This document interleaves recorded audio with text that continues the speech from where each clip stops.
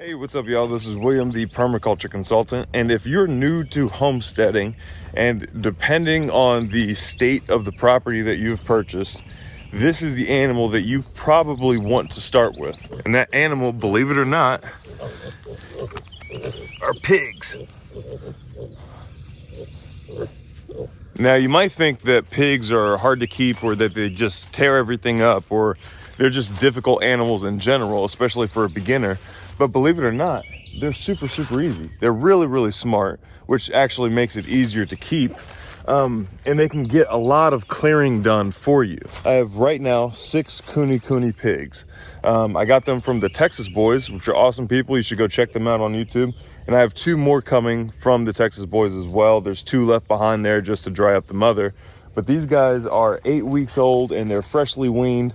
And I have them out here just downhill of the food forest and the swales and everything like that. Now, the reason that they're so helpful to new homesteaders and beginner homesteaders is because they're very smart. They're easy to keep, especially once you get them trained to feed. Right now, if I were to take these fences down, which right now I'm using this Premier One chicken net, and the reason I'm using the chicken net is because they have smaller holes down at the bottom that these little guys can't fit through. But if I were to take down this net, I could lead them anywhere on this property. Once you get them trained to feed, or a bucket trained, I should say, I can lead them anywhere on this property, put down the food, and then put up a net around them. So that's something you can't really do with a whole lot of animals, especially ones that spook easy and stuff like that. These guys don't really spook that easy once they get a little bit bigger.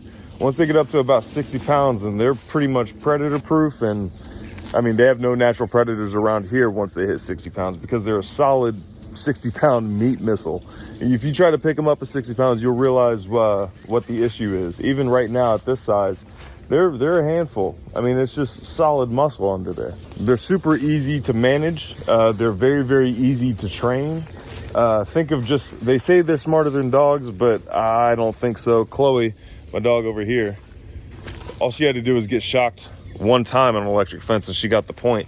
These pigs keep on testing the electric fence, I should say. And if you get the right breed, they're not hostile at all. Or if you just get the right stock, I should say. Another reason they're super helpful, and I recommend them for beginner homesteaders, is because a lot of the time, whenever you're first starting out homesteading, you buy some cheap property that's usually overgrown or not kept very well or anything like that. These guys will help you clear. Now, they're not doing much impact or damage right now because they're still very little. But once they start getting bigger, all I do is take this feed, sprinkle it on some stuff that I want them to destroy, and then they go to work. And then it makes my job easier coming in behind them to clear up the overgrowth. Like all these vines and stuff like that, if these guys were bigger, this stuff would get knocked down, and then I have access to some of the bigger trees like that I can cut down. Another awesome reason is that these pigs require very little. So far, everything that they have is, we'll start with the infrastructure, is this solar electric charger. This is my father-in-law's. I don't even know what brand it is, but he also has this. I know a couple of you guys commented on this before. He also has this Parmark one that he absolutely loves. But the infrastructure is simple. It's a energizer right there. It's this electric net right here. The energizer's off, as you can see. I provide them water, but as I said before in the previous video, they keep preferring that puddle over there. They don't really want much of this water. This water looks super dirty, but we just had a bunch of pollen blow around right now, so it's actually clean. It just has pollen in it. A little bit of a shelter, which once they get bigger, I mean, as long as they have shade from the sun, like the overstory of trees, then they really don't need much other than that. They just need to be kept out of direct sun or given the option. And then also feed. Now this feed will transition into food scraps once I get back from the festival in Kentucky. Which reminds me, check out Kentucky Sustainable Living Festival. I'll be teaching there. I'll be teaching 2 different classes. There's going to be a whole bunch of other awesome people there. There's also a VIP dinner you can sign up for to help fund the saving of children from trafficking through Vets for Child Rescue. So check out those links down below. But to get back on topic, this is the feed I'm giving them right now. I will be switching them to food scraps once I'm back from the trip. Haven't developed any relationships, and I don't really want you know, anybody to have to hassle whenever they're taking care of these animals for me while I'm out of town. And then also this right here. Now, I made a video previously talking about how to make this biochar right here. And you can tell it's biochar because it's not leaving any oily residue on my hands. It's just a black carbon powder at this point. Yeah, as you can see. But this is what I give the pigs as their mineral supplement.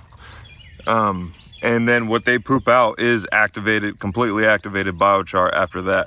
But that's the only mineral supplement I'm gonna give them for the most part. I will give them some comfrey leaves, which I'll show you over here. This right here is a comfrey plant, and it is super high in vitamins and minerals, and also very, very high in protein. I think it's like 14% protein. But overall, the inputs on pigs is very, very minimal. All you have to do is make sure you give them minerals, which you can make or grow yourself, and then plenty of feed.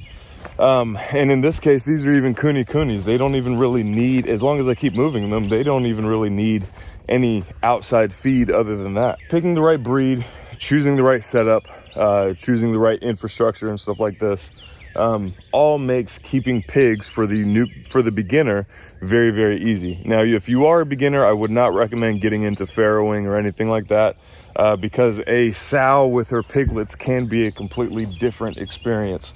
These 6 feeder pigs right here, soon to be 8, are really not difficult at all. Now, once they get up to 60 pounds, then I will separate them, and I will be bringing them out to permaculture demonstration site. Now, the males are gonna come out here and the females are gonna stay where they are, but the males are gonna help me maintain these areas in between these swales up in the front of the property on both sides. And then they're also going to help me clear some of the new growth that I've already cleared towards the back of the property, because if I don't maintain it, then it's just gonna turn back into a new overgrown new growth forest. So I'm gonna bring the males out here, and out of the males, I'm going to pick the one that has the best characteristics, and I'm gonna keep him for a future farrowing operation with these pigs. I already think I have one picked out. He has the best characteristics so far, but I want to wait till I get the other 2 pigs, and then I can make, you know, I have time for sure to make the decision. Now, the downside of the kunis is that they grow a lot slower than some of your commercial varieties. These might take over a year to finish out, whereas your commercial varieties can be ready in about 8 months. So that's one of the downsides, but it also gives you plenty of time to get ready and get your mind right and the training up and all that stuff for the processing part in the future. This is the area that they're gonna help me maintain.